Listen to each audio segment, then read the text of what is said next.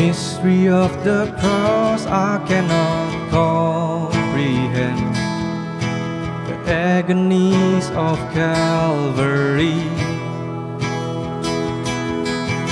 You, the perfect Holy One, crush your Son, who drank the bitter cup reserved for me. Your blood has washed away my sin. Jesus, thank you. The Father's wrath completely satisfied. Jesus, thank you. Once your enemy, now seated at your table. Jesus, thank you.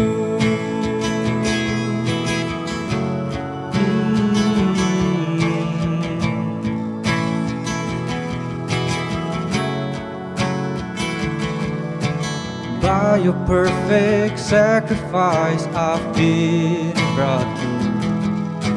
Your enemy you've made your friend, pouring out the riches of your glorious grace. Your mercy and your kindness knows no end. Your blood has washed away my sin. Jesus, thank you.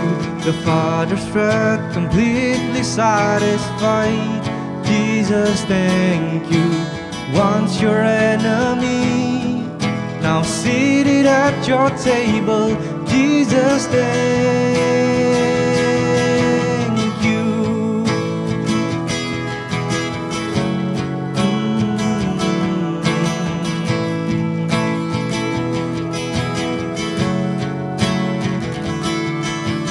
Lover of my soul, I want to live for you.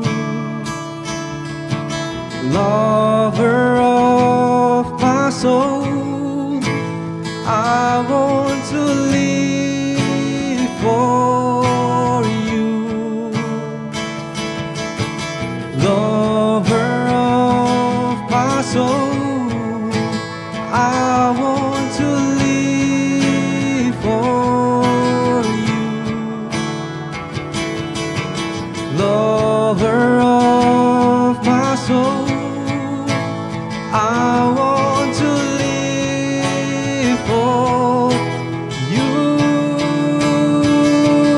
Your blood has washed away my sin. Jesus, thank you. The Father's wrath completely satisfied. Jesus, thank you. Your blood has washed away my sin. Jesus, thank you. The Father's wrath completely satisfied. Jesus, thank you. Once your enemy, now seated at your table. Jesus, thank you.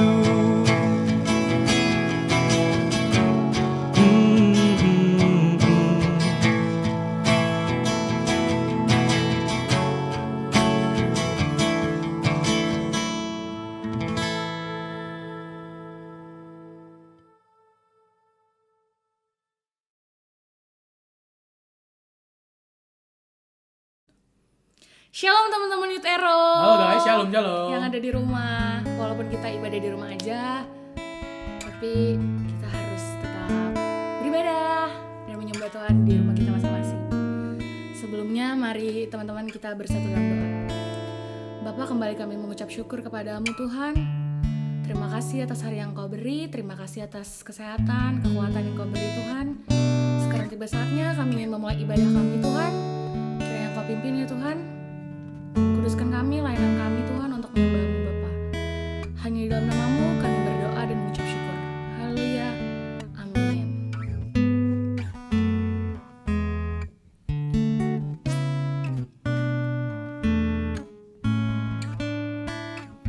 I love you, Lord, for your mercy never fails me. Oh, All my days I've been held in your hand. From the moment that I wake up till I lay my head, and I will sing of the goodness of God.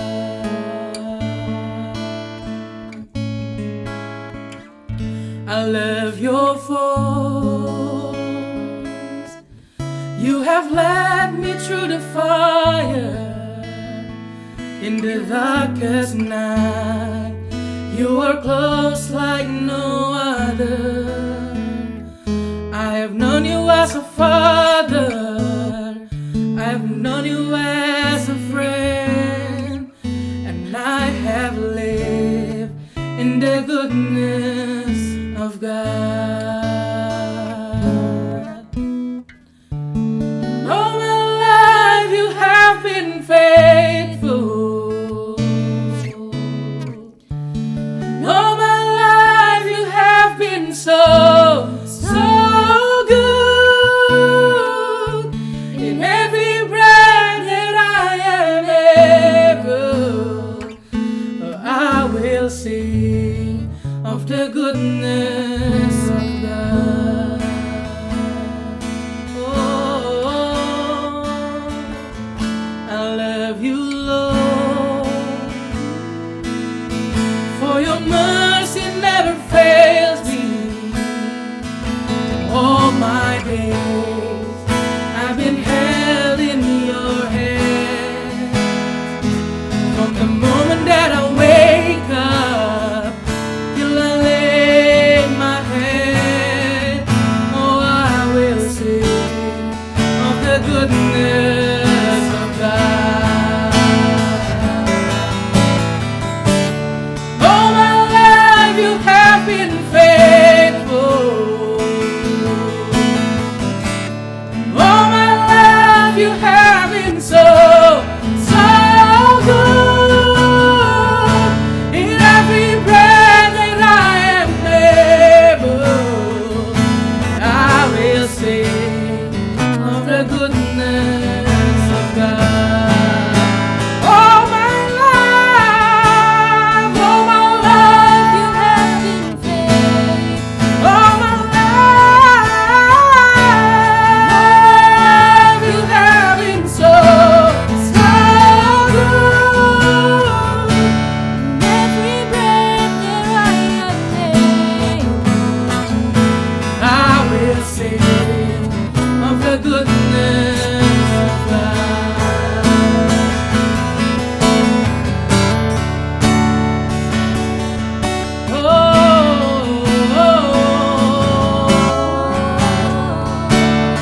You have been so, so good to me,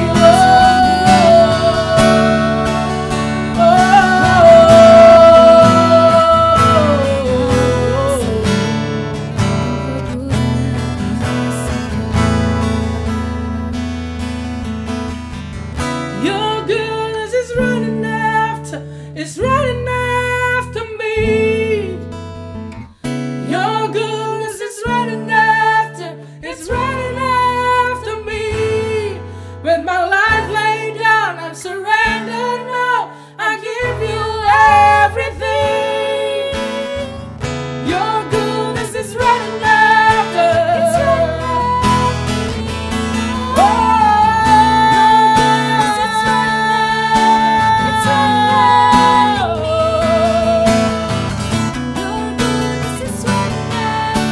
it's running after me. I give you everything.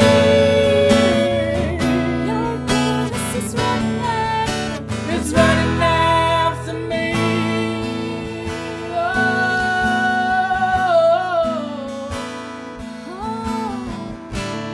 All my life you have been faithful. All my life you have been so good. in every breath that I am able, and I'm gonna the goodness of God. oh, All my life you have been faithful. yes, you good Lord. All my life you have been so good. In every breath that I am able, And I'm gonna sing of the goodness of God, I'm gonna sing of the goodness of God. I'm gonna sing of the goodness of God.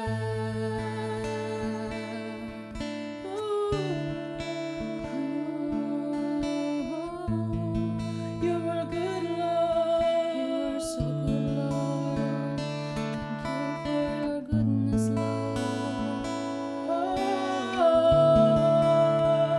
I'm so grateful, Lord. You are good and your mercy lasts forever.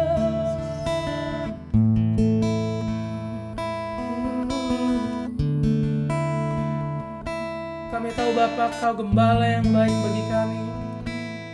Lewat segala persoalan,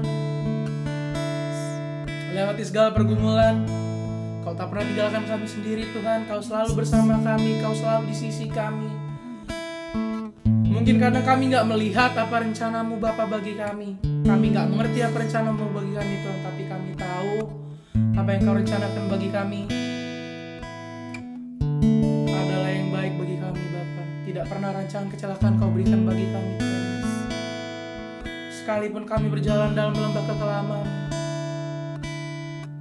kami tak akan gentar karena Kau beserta kami Tuhan. Terima kasih Tuhan.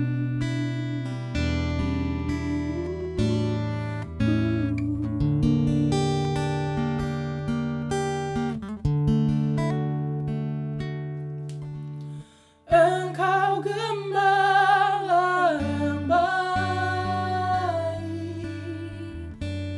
Kau menuntun hidup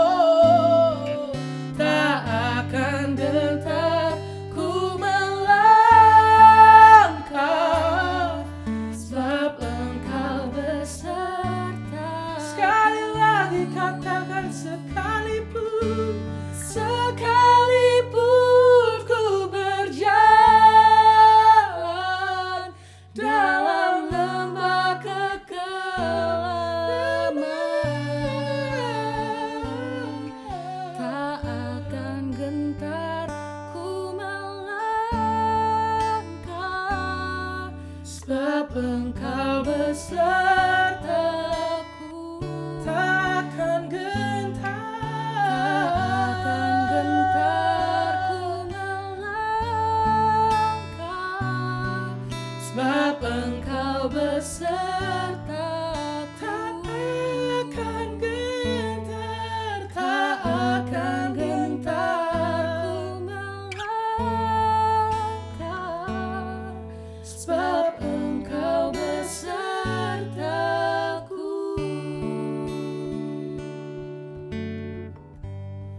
takkan gentar kami melangkah, sebab Kau gunung batuku, Engkau besertaku Tuhan. Kau sumber kekuatan kami, sumber kekuatan, sumber pertolongan kami. Kami bersyukur Tuhan.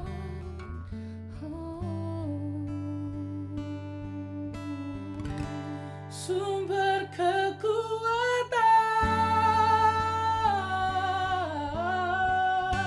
sumber kekuatan. Kau Tuhan sumber kekuatan kami, Sumber kekuatan bagi semua orang yang membutuhkan. sebab Kaulah sumber kekuatan,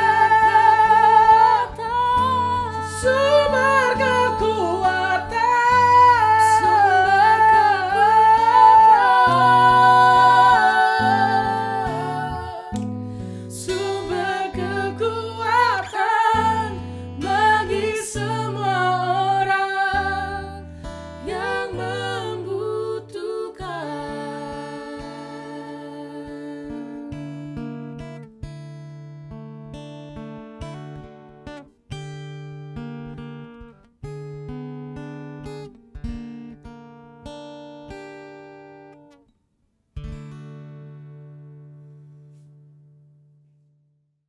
Shalom teman-teman dari Youth Arrow, saya Jevon. Saya senang sekali bisa kembali menyampaikan firman Tuhan kepada teman-teman.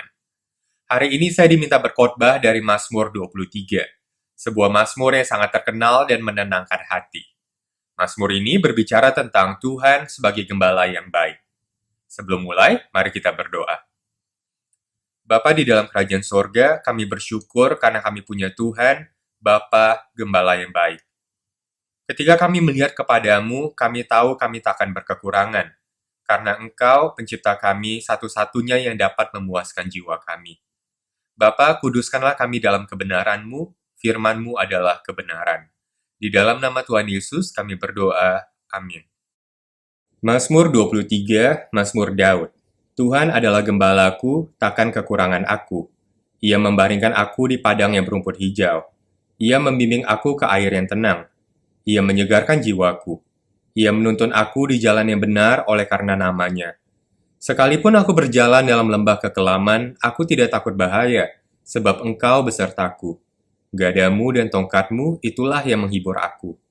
Engkau menyediakan hidangan bagiku di hadapan lawanku. Engkau mengurapi kepalaku dengan minyak, pialaku penuh melimpah. Kebajikan dan kemurahan belaka akan mengikuti aku seumur hidupku, dan aku akan diam dalam rumah Tuhan sepanjang masa. Di tahun 2017 lalu, ada sebuah film musikal yang sangat sukses dan laris, berjudul The Greatest Showman. Ketika saya nonton film itu, saya ingat betapa kaget dan terpukaunya saya melihat bagaimana pintarnya dan suksesnya dunia dalam mengimpartasikan nilai-nilai mereka yang anti-Injil. Pesan filmnya adalah seperti ini. Ini saya bebas mengekspresikan diri saya, dunia harus menerima dan mengafirmasi saya apa adanya. Salah satu lagunya dengan lantang diberi judul This Is Me, ini saya.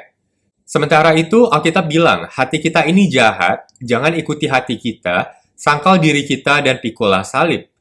Tanpa kita sadar, ada banyak hal yang kita lihat dan dengar di dunia ini yang berusaha untuk mengikis pesan Alkitab dan membuat kita larut dalam pengaruh dan nilai-nilai dunia yang anti-Injil. Di film ini ada juga satu lagu cinta berjudul Never Enough. Liriknya bilang begini, Cause darling without you, sayang tanpa kamu, all the shine of a thousand spotlights, segala ketenaran, all the stars we steal from the night sky, segala kegemerlapan, will never be enough, tidak akan pernah cukup, never be enough, tidak pernah cukup. Towers of gold are still too little, menara-menara emas masih kurang. These hands could hold the world, seluruh dunia bisa aku miliki. But it'll never be enough. Tapi tidak akan pernah cukup. Never be enough, tidak pernah cukup. Ini memang lagu cinta, teman-teman. Tapi saya nggak tahu berapa banyak kata never be enough, tidak pernah cukup yang muncul di lagu ini.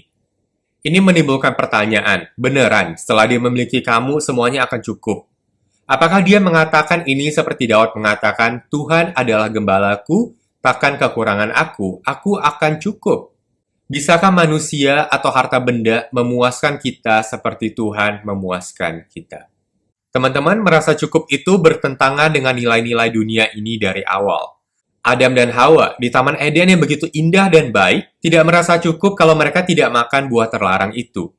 Di zaman eksplorasi, negara-negara yang awalnya datang untuk berdagang, tidak merasa cukup kalau mereka tidak menjajah dan menguasai. Di zaman sekarang, di bidang bisnis dan pekerjaan, kita tidak merasa cukup kecuali kita naik jabatan, melakukan ekspansi bisnis, atau melipat gandakan penghasilan kita. Di satu sisi, memang ini berasal dari naluri bertahan hidup manusia. Kalau tidak memiliki banyak atau lebih, kita tidak merasa siap menghadapi hal-hal buruk yang mungkin terjadi di masa depan. Sebagai contoh, ilmuwan saat ini bukan hanya berusaha menangani wabah corona, tapi juga berusaha menepis wabah-wabah berikutnya. Contoh lain, kita diajar untuk memiliki tabungan untuk masa sulit atau untuk hari tua. Naluri bertahan hidup ini memang baik dan diperlukan untuk manusia yang hidup di dunia yang rusak oleh dosa. Namun, di sisi lain, kita harus sadar kalau naluri ini juga dipengaruhi oleh faktor-faktor eksternal yang subjektif. Yang kita hadapi bukan cuma alam seperti wabah atau kejadian buruk yang mungkin terjadi di masa depan. Yang kita hadapi adalah pembanding-pembanding. Dari film, musik, konten yang kita serap, dan juga dari orang-orang di sekitar kita. Penghasilan kita, penampilan kita, smartphone yang kita pakai, mobil atau motor yang kita kendarai, atau merek pakaian yang kita punya, akan terasa cukup jika orang-orang di sekitar kita atau orang-orang kita lihat di TV juga memiliki standar yang sama atau mungkin lebih rendah daripada kita. Begitu kita melihat orang-orang lain memiliki standar yang lebih tinggi daripada kita, di sana kita mulai merasa insecure dan berkekurangan, walaupun sebenarnya kita cukup. Ada yang bilang kalau mau bersyukur, lihat orang yang lebih susah daripada kita. Tapi bukankah ini jahat, teman-teman? Untuk merasa cukup, kita perlu memandang rendah kepada orang-orang yang kurang daripada kita. Tanpa kita sadari, dengan terus-menerus meningkatkan standar hidup kita sedang berlomba-lomba untuk membuat orang lain merasa tidak cukup dan perlu lebih, dan lebih. Di Mazmur yang kita baca hari ini, bertentangan dengan dunia yang tidak pernah merasa cukup.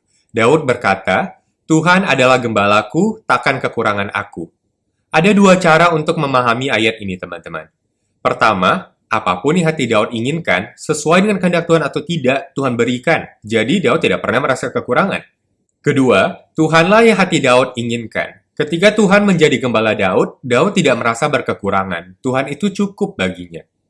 Yang manakah yang benar? Apakah Daud melihat Tuhan seperti Santa Claus yang memberikan hadiah sesuai dengan apa yang hatinya inginkan sehingga dia tidak merasa berkekurangan? Ataukah Daud melihat Tuhan sebagai sosok yang memuaskan hatinya sehingga ketika menemukan Tuhan, Daud tidak merasa berkekurangan? Tuhan beneran cukup. Seringkali kita lihat Tuhan pakai standar yang pertama. Kita merasa kurang bukan karena kita benar-benar kurang. Kita merasa kurang karena kita lihat orang-orang di sekitar kita yang sukses dan terus berkembang. Kita minta pada Tuhan untuk jadi seperti mereka, tapi Tuhan tidak berikan. Kita gagal melihat Tuhan sebagai gembala yang baik. Di Mazmur 23 ini, Daud mengajak kita untuk melihat Tuhan pakai standar yang kedua. Daud memberitahu kita kalau satu-satunya yang bisa membuat dia merasa cukup adalah ketika dia tahu Tuhan adalah gembalanya. Daud yang berpengalaman menjadi gembala domba di masa mudanya, tahu persis apa itu artinya menjadi domba yang memiliki gembala yang baik. Domba adalah binatang yang rentan, tidak bisa hidup mandiri, dan sangat bergantung pada sang gembala. Satu hal yang domba tahu adalah siapa gembalanya. Ketika dia dengar suara gembalanya, dia ikuti gembalanya. Dia tidak merasa dia lebih tahu mana jalan yang baik. Dia percaya pada gembalanya sekalipun mungkin dia tidak paham atau mengerti. Dasar seekor domba tahu dia tak berkekurangan bukanlah pada kemampuannya atau apa yang dia lihat di sekitarnya, tapi pada mengetahui siapa gembalanya. Di Matius 6, Yesus bilang, "Janganlah khawatir akan hidupmu, akan apa yang hendak kamu makan atau minum. Pandanglah burung-burung di langit yang tidak menabur dan tidak menuai dan tidak mengumpulkan bekal dalam lumbung. Namun diberi makan oleh Bapamu yang di sorga. Bukankah kamu jauh melebihi burung-burung itu? Sebab itu janganlah kamu khawatir dan berkata, apa yang akan kami makan, apa yang akan kami minum, apa yang akan kami pakai. Semua itu dicari bangsa-bangsa yang tidak mengenal Allah. Akan tetapi Bapamu yang di sorga tahu bahwa kamu memerlukan semuanya itu. Tetapi carilah dahulu kerajaan Allah dan kebenarannya, maka semuanya itu akan ditambahkan kepadamu." Yesus pun mengajarkan hal yang sama. Semua bangsa-bangsa yang tidak mengenal Allah mencari hal itu, tapi Bapamu yang di sorga, gembala kita, tahu apa yang kita butuhkan. Daripada hidup dalam kecemasan untuk mengakumulasi lebih dan lebih, Yesus bilang, carilah dahulu kerajaan Allah dan kebenarannya. Temukan Tuhan, kenali siapa Dia, apa yang Dia inginkan, dan apa yang Dia lakukan. Ketika kita panggil Tuhan sebagai gembala kita, maka kita akan merasa cukup dan tidak berkekurangan. Di ayat 2-6, Daud menjelaskan siapa Tuhan yang menjadi gembalanya. Ini adalah dasar Daud merasa tidak berkekurangan. Ayat 2, "Ia membaringkan aku di padang yang berumput hijau, Ia membimbing aku ke air yang tenang." Makan dan minum adalah dua hal yang domba butuhkan untuk bertahan hidup. Domba itu perlu makan setiap hari dan butuh minum setiap hari. Karenanya di terjemahan bahasa Inggris, kata padang dan air itu dideskripsikan sebagai jamak. Jadi gembala itu menuntun domba-dombanya dari satu padang ke padang yang lain dan dari satu sumber air ke sumber air yang lain. Ini menggambarkan hubungan yang berkelanjutan antara sang gembala dan para domba. Tapi dengan memperhatikan konteksnya, ada hal lain yang bisa kita pelajari. Untuk kita yang tinggal di negara tropis yang lembab, atau mungkin negara-negara Eropa atau Australia yang punya banyak padang berumput hijau, kita mungkin membayangkan padang yang berumput hijau itu beneran hijau dan punya banyak rumput. Tapi kita harus ingat kalau Daud tidak tinggal di negara tropis. Daud tinggal di negara yang penuh dengan padang gurun yang kering. Mungkin mereka punya padang yang berumput sekitar 3 bulan dalam setahun. Bagaimana dengan 9 bulan lainnya? Ketika saya coba Google gambarnya, apa itu padang yang berumput hijau di Israel? Ini gambarannya. Ini padang berumput hijau di Israel itu, teman-teman. Gembala dan para domba harus terus berjalan dari satu titik ke titik lain untuk mendapatkan rumput yang cukup. Inilah padang yang berumput hijau bagi mereka. Terkadang penyertaan Tuhan itu seperti ini. Tuhan tidak berikan kita segala sesuatu cukup untuk 1 tahun ke depan. Tuhan tinggalkan kita di padang itu, lalu Tuhan kembali lagi tahun depan. Tidak begitu, teman-teman. Tuhan menuntun kita dari satu padang rumput ke padang rumput berikutnya untuk memberikan kita cukup. Pengalaman disertai Tuhan sedikit demi sedikit, tapi selalu berkecukupan inilah yang membuat kita terus bersandar kepada Tuhan. Hal ini mengingatkan kita bagaimana Yesus mengajar kita untuk berdoa di Matius 6. Berikanlah kami pada hari ini makanan kami yang secukupnya, tidak lebih dan tidak kurang. Apa isi doa-doa kita hari-hari ini, teman-teman? Apakah kita minta pada Tuhan jauh lebih dari cukup agar kita tidak perlu lagi berharap kepada Tuhan dan bisa menaruh rasa aman kita pada apa yang kita miliki? Ataukah kita berdoa seperti yang Tuhan Yesus ajarkan? Berikanlah kami pada hari ini makanan kami yang secukupnya. Terkadang kita iba melihat orang-orang yang hidupnya lebih sederhana daripada kita, yang cukup apa adanya, tidak bisa punya ini itu, atau malahan mungkin berkekurangan. Tapi orang-orang ini dalam kesederhanaannya, terkadang menikmati Tuhan jauh lebih daripada apa yang kita yang hidup berkelimpahan bisa alami. Mengalami penyertaan Tuhan yang luar biasa di dalam kekurangan kita, jauh lebih berharga daripada hidup dalam keberlimpahan tanpa menyadari adanya penyertaan Tuhan dalam hidup kita. Ini bukan berarti kita harus sengaja hidup berkekurangan. Tuhan memberikan kepada kita sesuai ukuran iman kita masing-masing. Tapi, kalau kita temukan diri kita seizin Tuhan masuk dalam masa kekurangan itu, sadarilah kalau itu pun berkat daripada Tuhan.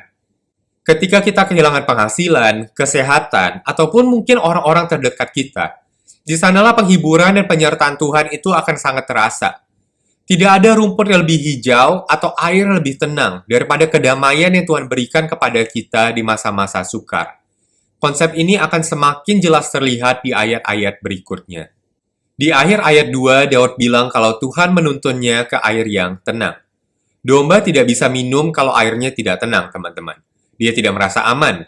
Selain itu, memang di daerah padang gurun itu, walaupun kering, sering terjadi banjir bandang yang bisa datang tiba-tiba menyapu area itu. Inilah mengapa seorang gembala yang baik harus tahu daerah itu agar para domba tidak kena terjang banjir saat lagi minum.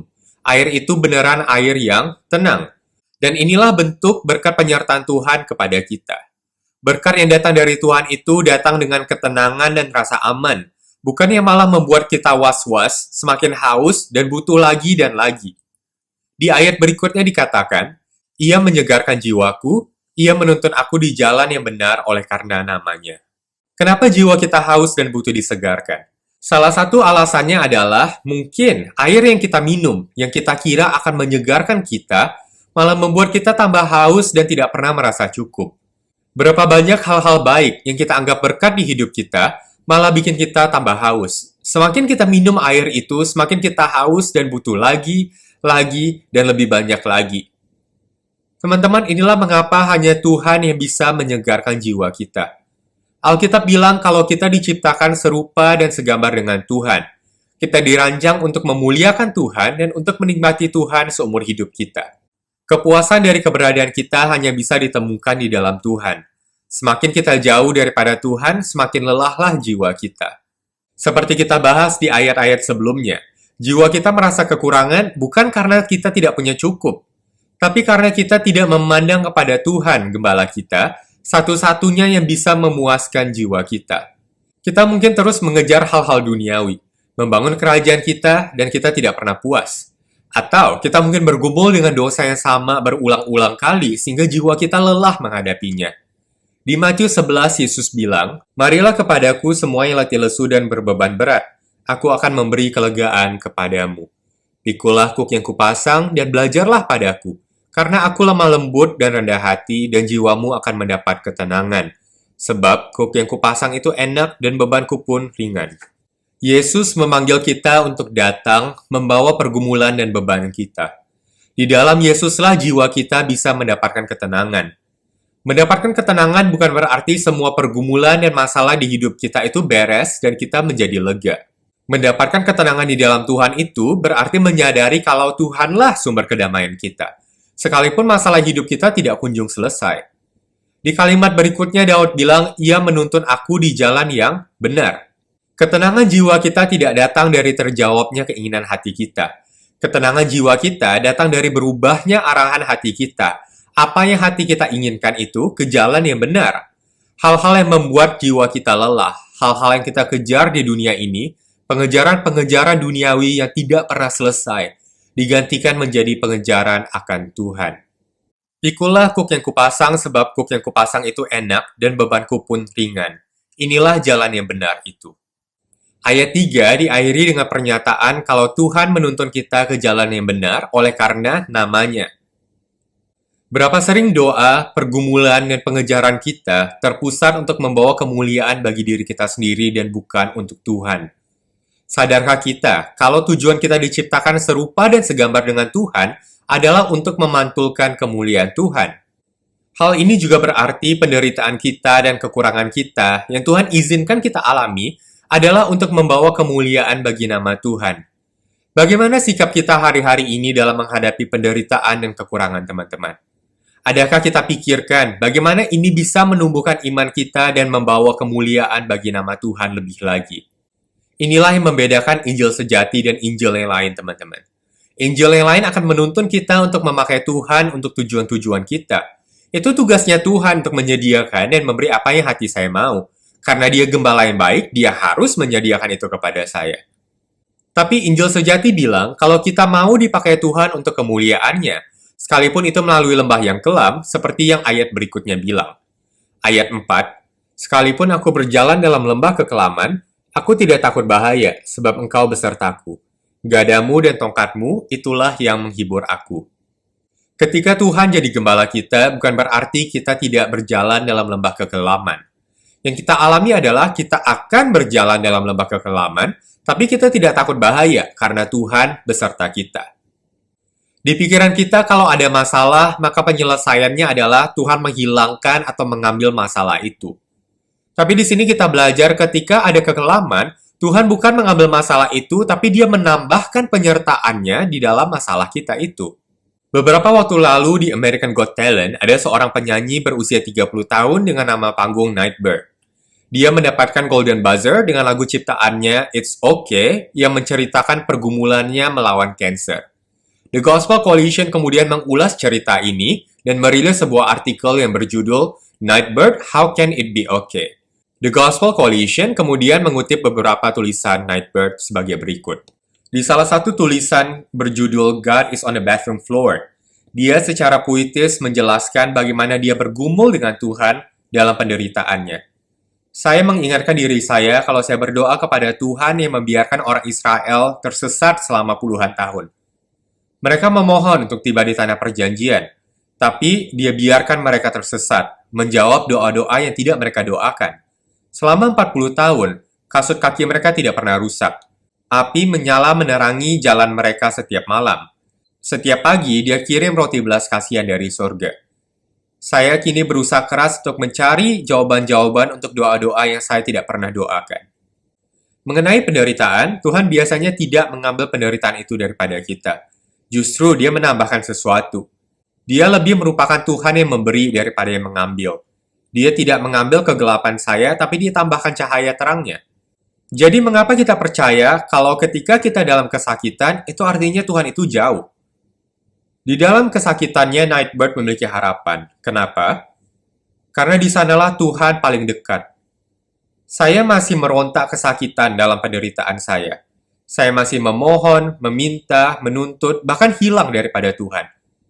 Dan saya rasa ini adalah alasan yang lebih banyak lagi untuk saya mengucap syukur, karena Tuhan terus mendekat kepada saya lagi, dan lagi. Tidak peduli berapa kali saya menghilang atau menolak Dia. Di Yohanes 16 ayat 33 versi bahasa Indonesia sehari-hari, Yesus bilang, "Semuanya ini kukatakan supaya kalian mendapat sejahtera karena bersatu dengan Aku. Di dunia kalian akan menderita, tapi tabahkanlah hatimu, Aku sudah mengalahkan dunia." Tuhan tidak menjanjikan hidup tanpa penderitaan, teman-teman. Tuhan justru menjanjikan kalau di dunia ini kita pasti akan menderita. Kita akan masuk dalam lembah kekelaman. Ketika kita bersatu dengan Kristus, kita turut ambil bagian dalam penderitaannya. Tapi Tuhan juga memberikan kita kedamaian ketika kita mengetahui kalau Dia sudah mengalahkan dunia ini. Inilah dasar kita memiliki damai dalam hati kita sekalipun kita menghadapi penderitaan. Apa lembah kekelaman yang Tuhan izinkan kita lalui hari-hari ini, teman-teman? Apakah kita kehilangan sesuatu yang berharga atau seseorang yang dekat dengan kita? Di dalam lembah kekelaman ini, ketika kita kehilangan arah, tujuan, dan visi, gada dan tongkat Tuhan secara lembut menjaga dan menuntun kita. Dia pegang kita erat agar kita tidak terpisah dari kawanan domba-dombanya. Bentuk kedamaian yang melampaui akal inilah yang Daud gambarkan di ayat berikutnya. Ayat 5, "Engkau menyediakan hidangan bagiku di hadapan lawanku. Engkau mengurapi kepalaku dengan minyak, pialaku penuh melimpah." Ini adalah suatu hal yang unik. Ketika orang berhadapan dengan lawannya, mereka akan makan dengan cepat dan tergesa-gesa. Tapi di sini, frasa Tuhan menyediakan itu lebih seperti Tuhan menyajikan, semacam menjamu tamu undangan. Bagaimana kita bisa makan seperti tamu undangan jika ada musuh di hadapan kita? Ketika menulis ini, Daud tahu persis apa artinya dikejar-kejar musuh. Sebelum menjadi raja, dia dikejar-kejar oleh Saul yang cemburu dan takut Daud mengambil mahkotanya. Setelah menjadi raja, Daud pun masih harus kabur ketika dikejar oleh anaknya Absalom yang berusaha mengkudeta dia. Di masa-masa inilah, mungkin Daud mengalami kedamaian yang melampaui segala akal yang Tuhan berikan kepadanya. Jika kita sadari, di sini Daud mengubah gambaran Tuhan dari gembala ke domba menjadi tuan rumah ke tamu yang dihormati. Di masa itu, mengurapi kepala tamu dengan minyak adalah salah satu bentuk menghargai tamu undangan itu. Dan kehabisan anggur, seperti yang terjadi di perjamuan kawin di Kana, akan memberikan rasa malu yang dalam bagi sepenjamu. Di sini Daud menggambarkan Tuhan sebagai penjamu atau tuan rumah yang baik. Dia mengurapi kepala Daud dengan minyak dan tempat minumnya penuh melimpah. Di ayat ini, teman-teman, Daud kembali mengingatkan kita kalau ikut Tuhan bukan berarti tidak ada lawan. Tapi di hadapan lawan itu, Tuhan membuat kita berkecukupan, dan kita merasakan damai Tuhan. Di dalam Tuhan, kita bisa menikmati damai yang melampaui segala akal di tengah badai kehidupan. Mazmur ini ditutup dengan sebuah perkataan yang indah dan penuh harapan. Kebajikan dan kemurahan belaka akan mengikuti aku seumur hidupku, dan aku akan diam dalam rumah Tuhan sepanjang masa. Kata mengikuti aku lebih tepat diartikan dengan mengejar aku. Daud yang tahu betul apa artinya dikejar oleh lawan-lawannya, mengatakan kalau kebajikan dan kemurahan Tuhan akan mengejar dia seumur hidupnya. Kebajikan dan kemurahan adalah karakter-karakter Allah. Kebajikan dalam bahasa Inggris diartikan sebagai goodness atau kebaikan. Kemurahan ini diterjemahkan sebagai mercy, belas kasihan, kasih karunia pengampunan yang berkelanjutan, terutama ketika kita jatuh dalam dosa. Karena Daud tahu Tuhan adalah gembalanya, maka Daud bisa yakin kalau karakter-karakter Allah ini akan dia nikmati seumur hidupnya. Dan inilah tujuan akhir dari semua penyertaan Tuhan itu, teman-teman. Aku akan diam di dalam rumah Tuhan sepanjang masa. Tujuan penyertaan Tuhan selama kita di bumi bukan supaya kita hidup nyaman dan berkelimpahan secara materi. Tujuan akhir semuanya ini adalah supaya kita dapat tinggal di dalam rumah Tuhan sepanjang masa. Teman-teman, tamu tidak tinggal dalam rumah. Akan ada masanya dia harus pergi. Tapi anak tinggal dalam rumah. Di dalam ayat ini, Daud secara indah menggambarkan dirinya sebagai anak yang bisa diam dalam rumah Tuhan, tinggal dalam hadirat Tuhan sepanjang masa. Inilah maksud dari penyertaan Tuhan Gembala kita itu. Mari kita tutup dengan membaca apa yang Yesus katakan di Yohanes 10. Akulah gembala yang baik. Gembala yang baik memberikan nyawanya bagi domba-dombanya. Sedangkan seorang upahan yang bukan gembala, dan yang bukan pemilik domba-domba itu sendiri, ketika melihat serigala datang, meninggalkan domba itu lalu lari. Sehingga serigala itu menerkam dan mencerai-beraikan domba-domba itu. Ia lari karena ia seorang upahan, dan tidak memperhatikan domba-domba itu. Aku gembala yang baik, dan aku mengenal domba-dombaku, dan domba-dombaku mengenal aku. Sama seperti Bapa yang mengenal aku, dan aku mengenal Bapa, dan aku memberikan nyawaku bagi domba-dombaku. Tidak seorang pun mengambilnya daripadaku, melainkan aku memberikannya menurut kehendakku sendiri. Aku berkuasa memberikannya dan berkuasa mengambilnya kembali. Inilah tugas yang kuterima dari Bapakku. Siapa gembala yang memberikan nyawanya bagi domba-dombanya, teman-teman? Yesus. Di kayu salib sebelum dia wafat dan bangkit, dia bilang, Tetelestai, sudah lunas dibayar.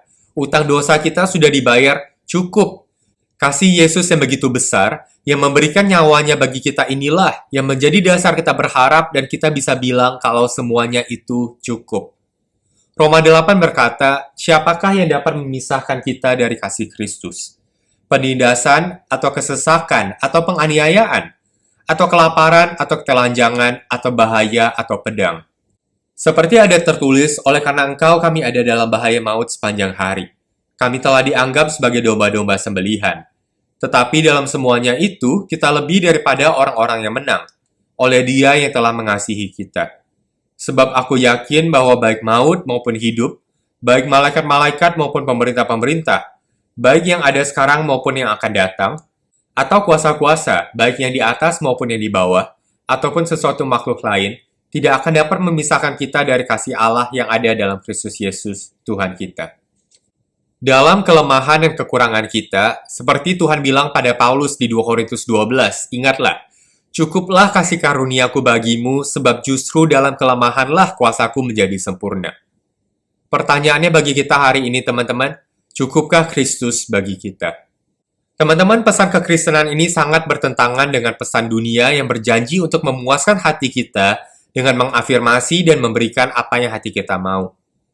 Tapi kalau hari ini ada di antara kita yang mungkin merasa, ya, saya sudah mencari, mengumpulkan, dan mengakumulasi di berbagai tempat. Tapi jiwa saya tidak dipuaskan. Jiwa saya malah tambah haus, saya malah butuh lagi, dan akhirnya jiwa saya sangat lelah. Tapi setelah mendengar khotbah ini, saya sadar, kalau ada Tuhan gembala yang baik, yang bisa menyegarkan jiwa saya.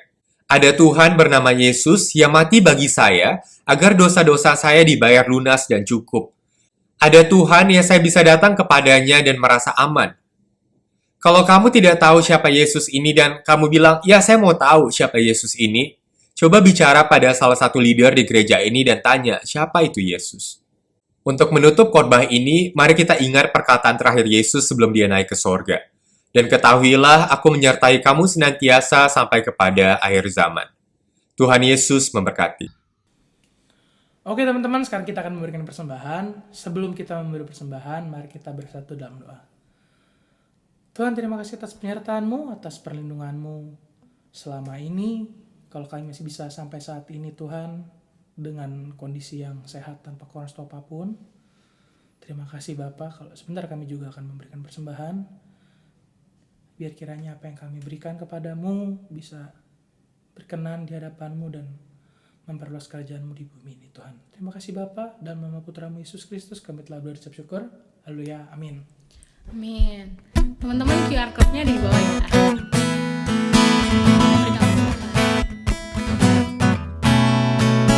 Apa yang pernah dilihat mata, yang tak pernah didengar telinga, yang tak pernah timbul di dalam hati, semua disediakannya bagi yang mengasihi Dia. Allah sanggup melakukan segala perkara, dulu, sekarang, dan selamanya. Masanya tidak berubah.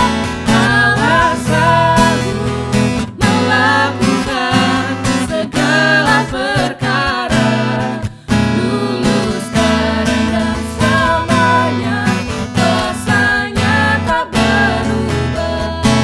Allah sanggup melakukan segala perkara, dulu, sekarang, dan selamanya.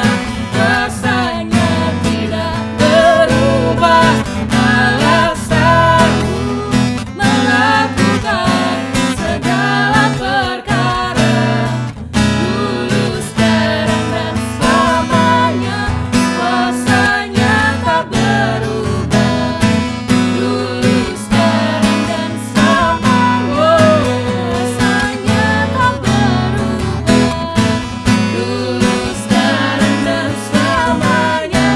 Kuasanya tak berubah. Tiba saatnya kita mau lihat Ero News.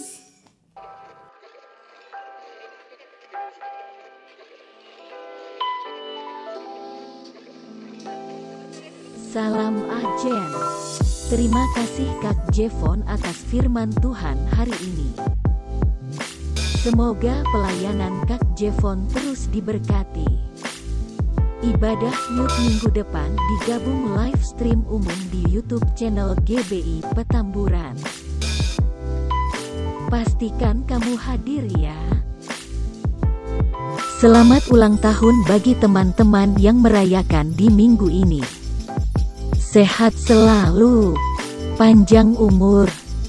Terakhir, kami mengajak teman-teman untuk perketat protokol kesehatan.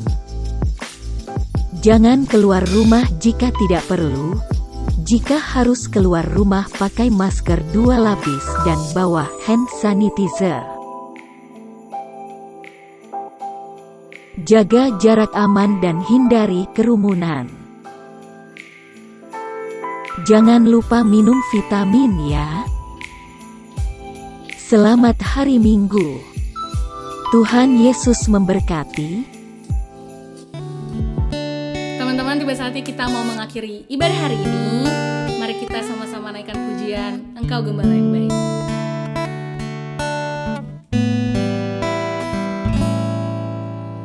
Engkau gembala yang baik,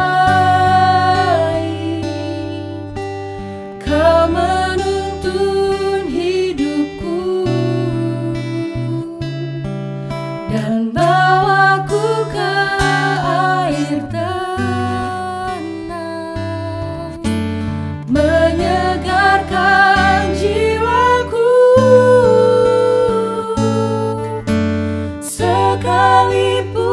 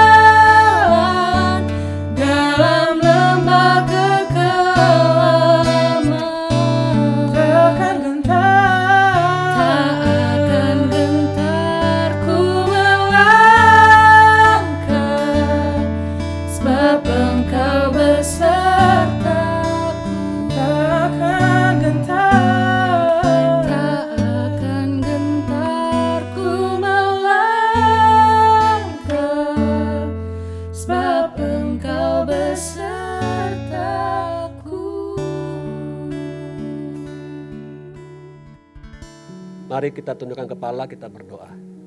Tuhan Yesus, terima kasih buat ibadah hari ini yang Tuhan sudah tuntun sertai dari awal hingga pada akhirnya. Terima kasih buat setiap pujian penyembahan yang kami naikkan kepadamu ya Tuhan. Biarlah menjadi dupa yang harum di hadapan Tuhan. Terima kasih juga buat hamba-Mu yang sudah menyampaikan firman Tuhan bagi kami. Firman-Mu menolong, memberkati masa muda kami, sehingga kami dapat mengerti apa yang Tuhan inginkan dalam hidup ini. Di akhir ibadah ini juga kami berdoa buat bangsa dan negara kami. Kami menyerahkannya ke dalam tangan Tuhan. Biarlah bangsa dan negara ini sungguh-sungguh Tuhan berjalan dalam kehendak dan rencana Tuhan.